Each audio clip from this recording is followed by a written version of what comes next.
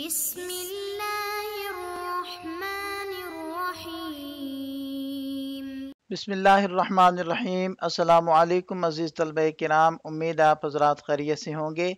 آج ہمارا صحیح مسلم کا سبق نمبر 126 ہے، جس کا عنوان ہے باب بیان الوسوسۃ فی الایمان۔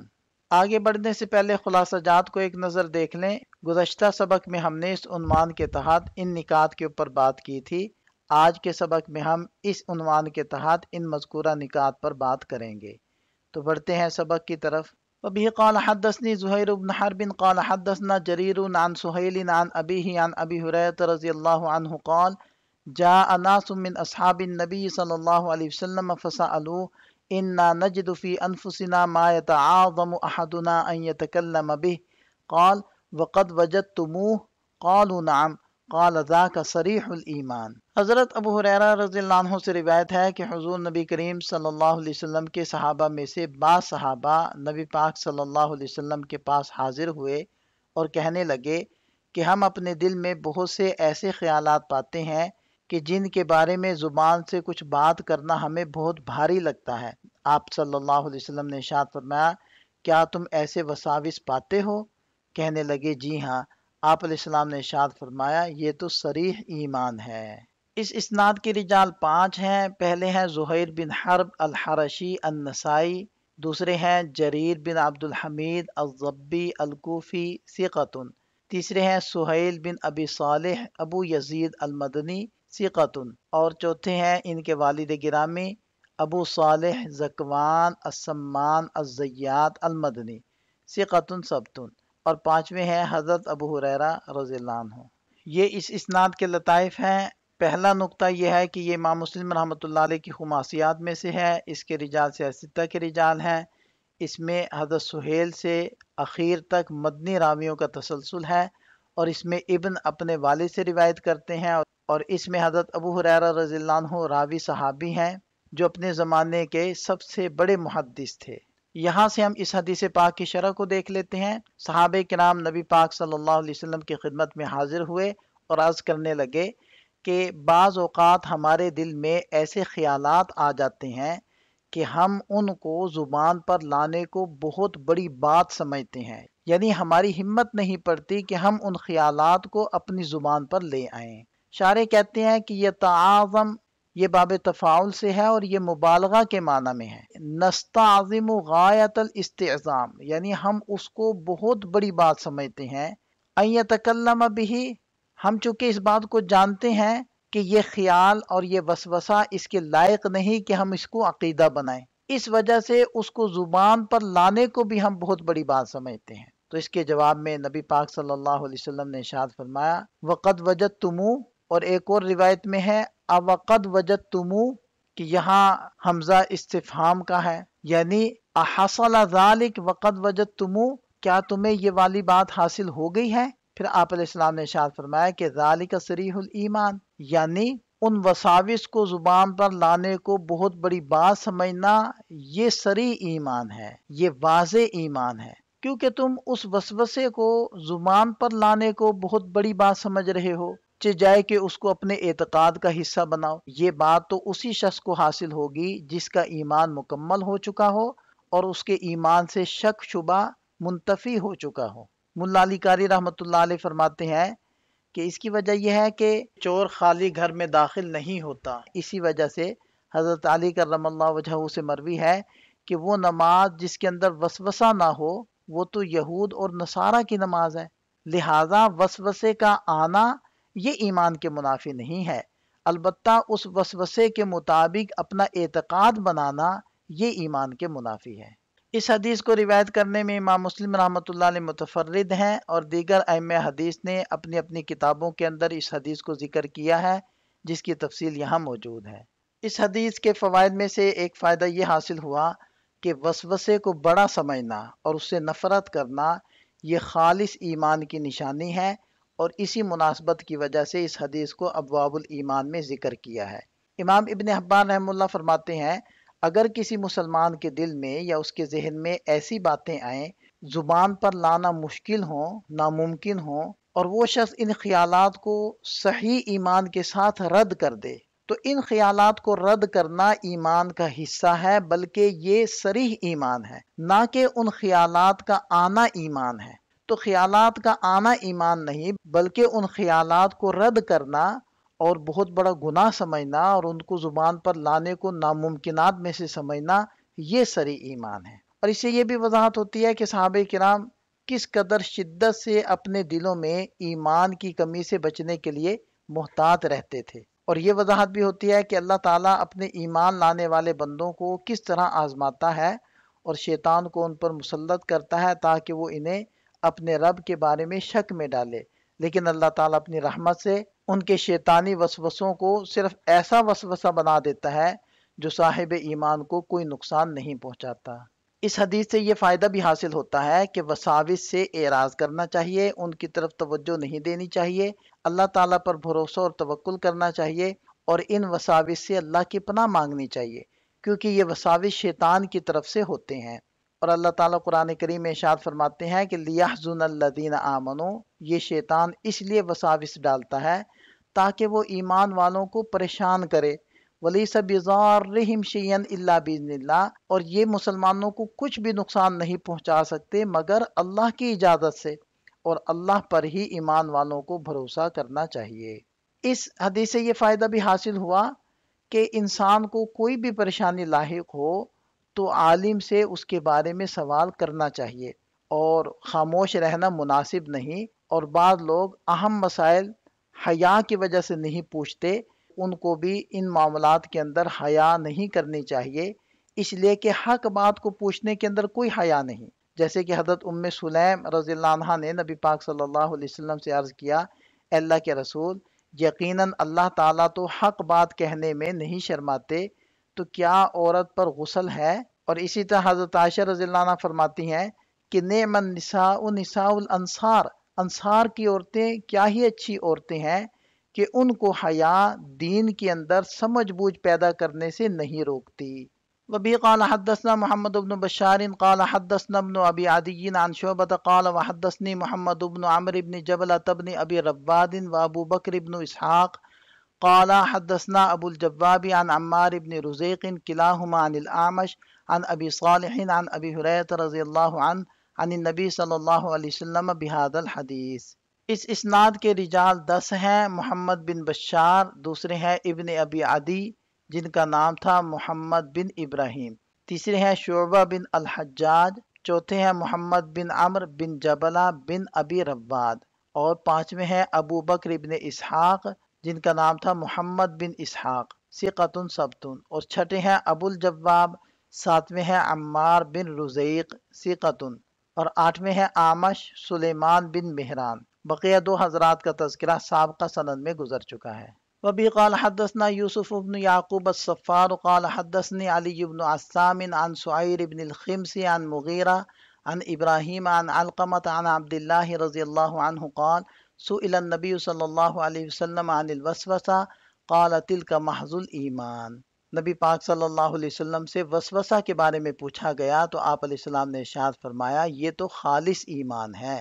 اس اسناد کے رجال 7 ہیں۔ یوسف بن یعقوب الصفار ثقۃ، دوسرے ہیں علی بن عسام ثقۃ فاضل، تیسرے ہیں سعیر بن الخمس صدوق، چوتھے ہیں مغیرہ بن مقسم الضبی متقن، اور پانچویں ہیں ابراہیم بن یزید بن قیس ثقۃ، اور چھٹے ہیں علقمہ بن قیس بن عبداللہ ثقۃ ثبت فقیہ عابد، اور ساتویں ہیں حضرت عبداللہ بن مسعود رضی اللہ عنہ۔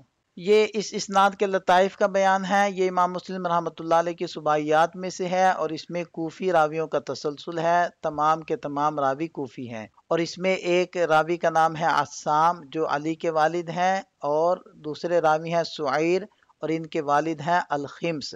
تو شارح کہتے ہیں کہ ان ناموں کا کوئی بھی مشابہ نہیں ملتا، اور اس میں 3 تابعی روایت کر رہے ہیں، حضرت مغیرہ، ابراہیم اور علقمہ۔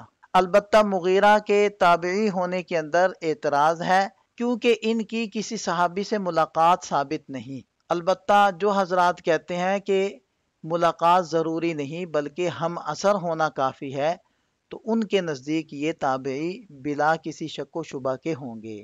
اس حدیث میں حضرت عبداللہ ابن مسعود رضی اللہ عنہ سے نقل کیا گیا ہے کہ ایک شخص نبی پاک صلی اللہ علیہ وسلم سے وسوسہ کے بارے میں سوال کرنے کے لیے آیا۔ اس سوال کا مقصد یہ جاننا تھا کہ آیا وسوسہ ایمان کو نقصان پہنچاتا ہے یا نہیں۔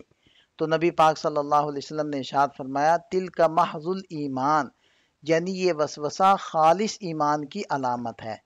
اس کا مطلب یہ ہے کہ جب آپ کو وسوسے آتے ہیں اور آپ انہیں شدت سے برا سمجھتے ہیں اور خوف کے ساتھ رد کرتے ہیں اور ان پر عمل کرنے یا انہیں حقیقتاً تسلیم کرنے کی کوشش نہیں کرتے، تو یہ آپ کے ایمان کی پختگی اور پاکیزگی کو ظاہر کرتا ہے۔ حقیقت میں یہ اس بات کی علامت ہے کہ آپ کا ایمان مکمل اور مستحکم ہے اور آپ میں شکوک و شبہات نہیں ہیں۔ امام خطابی رحمہ اللہ نے اس کی وضاحت کرتے ہوئے فرمایا، اس حدیث کا مقصد یہ ہے کہ صریح ایمان وہ ہے جو آپ کو شیطان کے وسوسوں سے بچاتا ہے اور آپ کو ان پر یقین کرنے سے روکتا ہے۔ اس کا مطلب یہ نہیں کہ خود وسوسہ ایمان کی علامت ہے، کیونکہ وسوسہ شیطان کی طرف سے آتا ہے اور وہ ایمان کی قوت کا مخالف ہوتا ہے۔ اس لیے وسوسہ خود ایمان نہیں ہو سکتا، بلکہ ایمان کی پختگی یہ ثابت کرتی ہے کہ آپ وسوسوں کو رد کر دیتے ہیں اور ان پر یقین نہیں رکھتے۔ اس حدیث کو روایت کرنے میں امام مسلم رحمۃ اللہ علیہ متفرد ہیں اور دیگر ائمہ حدیث نے اپنی اپنی کتابوں کے اندر اس حدیث کو ذکر کیا ہے، جس کی تفصیلات یہاں موجود ہیں۔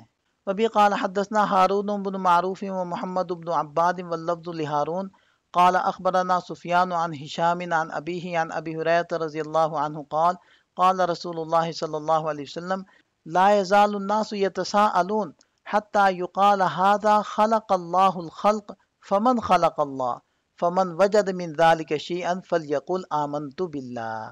حضرت ابو ہریرہ رضی اللہ عنہ فرماتے ہیں کہ حضور نبی کریم صلی اللہ علیہ وسلم نے ارشاد فرمایا، لوگ تو آپس میں پوچھتے پاچھتے رہیں گے یہاں تک کہ کہا جائے گا کہ ساری مخلوقات کو تو اللہ تعالیٰ نے پیدا کیا، تو اللہ تعالیٰ کو کس نے پیدا کیا؟ اگر کوئی شخص ایسی بات پائے تو کہے آمنت باللہ، یعنی میں اللہ پر ایمان لایا۔ یتساءلون کا مطلب یہ بھی ہو سکتا ہے کہ ایک دوسرے سے پوچھتے رہیں گے۔ دوسرا مطلب یہ بھی ہو سکتا ہے کہ انسان اپنے دل میں اپنے آپ سے سوال کرتا رہتا ہے، یعنی آئندہ اس طرح ہوگا۔ اس اسناد کے رجال 6 ہیں۔ ہارون بن معروف ابو علی الخزار الضریر ثقۃ، دوسرے ہیں محمد بن عباد، تیسرے ہیں سفیان بن عیینہ، چوتھے ہیں ہشام بن عروہ، اور پانچویں ہیں ان کے والد گرامی عروہ بن زبیر، اور چھٹے ہیں حضرت ابو ہریرہ رضی اللہ عنہ۔ یہاں اس اسناد کے لطائف کو ذکر کیا جا رہا ہے کہ یہ امام مسلم رحمۃ اللہ علیہ کی خماسیات میں سے ہے اور اس کے رجال ستہ کے رجال ہیں، اور اس میں تابعی سے روایت کرتے ہیں اور بیٹے والد سے روایت کرتے ہیں، یعنی ہشام اپنے والد صاحب سے روایت کرتے ہیں، اور اس میں حضرت عروہ کا تذکرہ ہے جو مدینہ کے مشہور فقہائے 7 میں سے ایک ہیں، اور ان کا تذکرہ پہلے بھی ہو چکا ہے۔ یہاں اس حدیث کی شرح کو ذکر کیا جا رہا ہے کہ لوگ آپس میں بھی ایک دوسرے سے مختلف سوالات پوچھیں گے، اور شیطان سے بھی انسان سوالات پوچھے گا، یا پھر انسان اپنے دل کے اندر اپنے آپ سے بھی سوالات پوچھے گا، اور شیطان کے ذریعے لوگوں کے سوالات کا آغاز ہوتا ہے، اور یہ سوالات اس حد تک پہنچ جاتے ہیں کہ لوگ اپنے ایمان سے متعلق سوالات کرنے لگتے ہیں۔ بہرحال اس حدیث کا مقصد یہ ہے کہ شیطان انسانوں کے درمیان سوالات کی شکل میں شکوک و شبہات ڈالتا ہے تاکہ ان کے ایمان کو متزلزل کرے اور ان کے دلوں میں گمراہی پیدا کرے۔ اس میں بھی یہ اشارہ کیا گیا ہے کہ یہ سوالات اور شکوک و شبہات دراصل ایمان کے لیے ایک امتحان ہے۔ فمن وجد من ذلک شیئا، مطلب یہ ہے کہ اگر کسی شخص کو اس طرح کا کوئی وسوسہ آئے یا اس کے ذہن میں ایسی باتیں آئیں تو وہ فوراً اس کا جواب دے کر اسے رد کر دے، یعنی یوں کہے آمنت باللہ، یعنی اپنے ایمان کا اعلان کر دے، اور بعض روایات میں ورسلہ کا لفظ بھی آتا ہے۔ امام قرطبی رحمہ اللہ فرماتے ہیں کہ نبی پاک صلی اللہ علیہ وسلم نے یہ جو ارشاد فرمایا کہ قل آمنت باللہ، تو اس کا مقصد یہ ہے کہ انسان اپنے دل و دماغ کو شرعی ایمان کی یاد دہانی کروائے اور اسے مکمل طور پر ایمان کے ساتھ مشغول کر دے۔ اس عمل کے ذریعے انسان اپنے دل سے شیطانی وسوسوں اور شکوک کو مٹا دیتا ہے اور ان غلط عقائد کو ختم کر دیتا ہے جو اس کے ذہن میں آ گئے تھے۔ یہ حدیث متفقن علیہ ہے اور دیگر ائمہ حدیث نے بھی اپنی اپنی کتابوں کے اندر اس حدیث کو روایت کیا ہے، جس کی تفصیلات یہاں موجود ہیں۔ یہ اس حدیث کے فوائد کو بیان کیا جا رہا ہے کہ اس سے یہ وضاحت ہو جاتی ہے کہ وساوس ایمان کو نقصان نہیں پہنچاتے، کیونکہ یہ شیطان کی طرف سے ہوتے ہیں۔ اسی مناسبت سے اس حدیث کو ابواب الایمان میں ذکر کیا گیا ہے۔ دوسرا یہ فائدہ معلوم ہوا کہ ان وساوس سے اعراض کرنا ہے، ان کی طرف توجہ نہیں کرنی، بلکہ توجہ اللہ تعالیٰ کی طرف کرنی ہے، تاکہ اللہ تعالیٰ ان کے شر کو دور فرما دے اور بندہ بھی اس بات کو جان لے کہ یہ وسوسہ شیطان کی طرف سے ہے۔ اسی طرح کوئی بھی مسلمان جب ایسے وسوسے کو پائے تو اس کو چاہیے کہ وہ اپنے ایمان کو تازہ کرے، آمنت باللہ و رسولہ کہہ کر، اور اسی طرح جب ایسے وساوس پائے تو اسے اللہ تعالیٰ کی پناہ مانگنی چاہیے اس قسم کے وساوس سے، اور اللہ تعالیٰ سے درخواست کرنی چاہیے کہ وہ شیطانی وساوس کو دور کر دے، کیونکہ اللہ تعالیٰ ہی اس کے اوپر قادر ہیں۔ وبی قال حدثنا محمود بن غیلان قال حدثنا ابو النضر قال حدثنا ابو سعید المؤدب عن هشام بن عروة بهذا الاسناد ان رسول اللہ صلی اللہ علیہ وسلم قال یأتی الشیطان احدکم فیقول من خلق السماء من خلق الارض فیقول اللہ ثم ذکر بمثلہ وزاد ورسلہ۔ ایک اور روایت میں یہ ہے کہ آپ علیہ السلام نے ارشاد فرمایا کہ شیطان تم میں سے کسی ایک کے پاس آتا ہے تو کہتا ہے کہ کس نے آسمان بنایا، کس نے زمین بنائی؟ فیقول، جب بندہ کہتا ہے اللہ نے، تو پھر وہ اگلا سوال پوچھتا ہے کہ اللہ کو کس نے پیدا کیا؟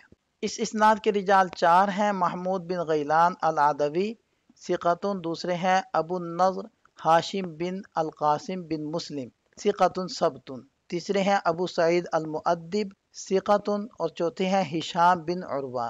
یہ ان احادیث سے حاصل ہونے والے فوائد کا خلاصہ ہے۔ اس صفحے کے اندر بھی 2 فوائد کو بیان کیا گیا ہے۔ یہاں ہمارا سبق مکمل ہو جاتا ہے، ایک نظر خلاصے کو دیکھ لیں۔ یہ اس سبق سے متعلق چند سوالات ہیں، ان کے جواب تحریر کریں۔ ملتے ہیں نئے سبق کے ساتھ۔ اللہ تعالیٰ ہم سب کا حامی و ناصر ہو۔ دعاؤں میں یاد رکھیے گا۔ السلام علیکم۔